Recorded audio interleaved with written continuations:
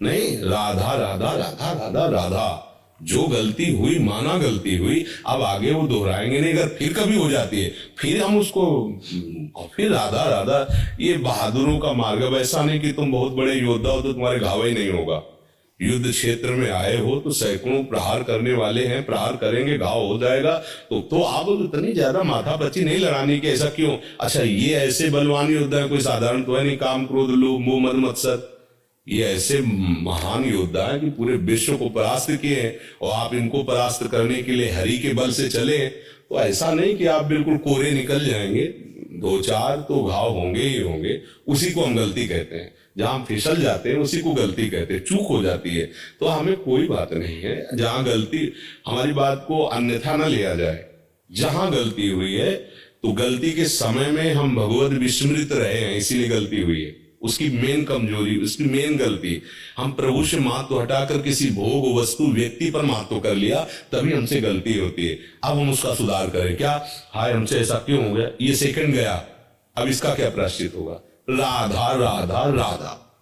इसी गलती से वहां गलती हुई थी, जो भगवत विस्मरण हो गया। जितनी भी गलतियां होती है उसका सबका कारण मुख्य होता है भगवान का विस्मरण होना, प्रभु का। कहे हनुमंत विपदि प्रभु सोई, जौ तो सुमिरन।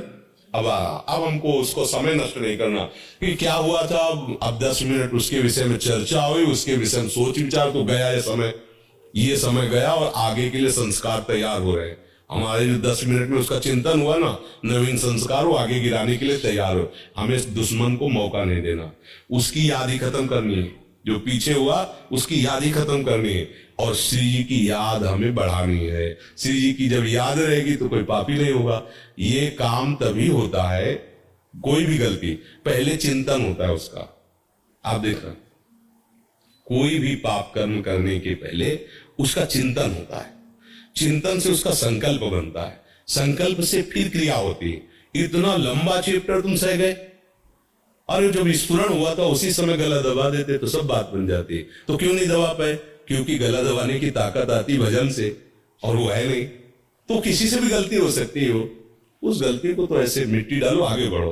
राधा राधा राधा राधा राधा राधा राधा। जहां अगर फिर चूक हो जाए, देखो इसमें बहुत बड़ी मंजिल है, ये बहुत बड़ी चढ़ाई है। कह दो आज से हम कसम खाते नहीं होगा, तुम्हारी कसम नहीं चलेगी।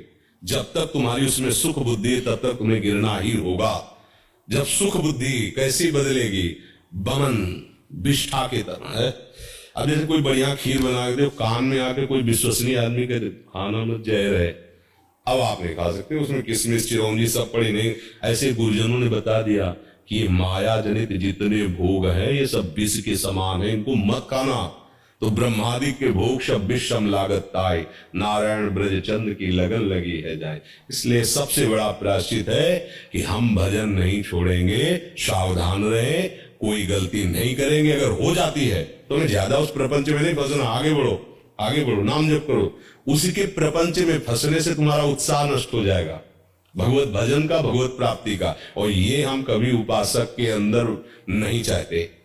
उत्साह नहीं नष्ट होना चाहिए। 1000 बार गिर जाएंगे तो 1001 बार फिर हम कमर कसेंगे। इस जन्म में हम प्रिया प्रीतम को प्राप्त करके रहेंगे, चाहे हर कदम पे हम गिर जाए, हर कदम पे हम कोशिश करेंगे कि आगे ना गिरे, फिर भी गिर जाए तो बिहारी बिहारी गिर जाने, हमारे कदम पीछे नहीं जाएंगे। ये बात स्वीकार करना है। अब तो गलती हो गई, अब क्या होगा?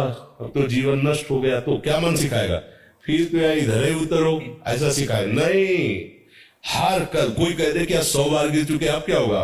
तो हम तो 1001 के ऊपर कह रहे, फिर भी हम चलेंगे। हम ये गलती का बढ़ावा नहीं दे रहे, हमें अपने जीवन को व्यर्थ नहीं जाने देने का उद्देश्य बनाए। उद्देश्य में बहुत बड़ी ताकत होती है।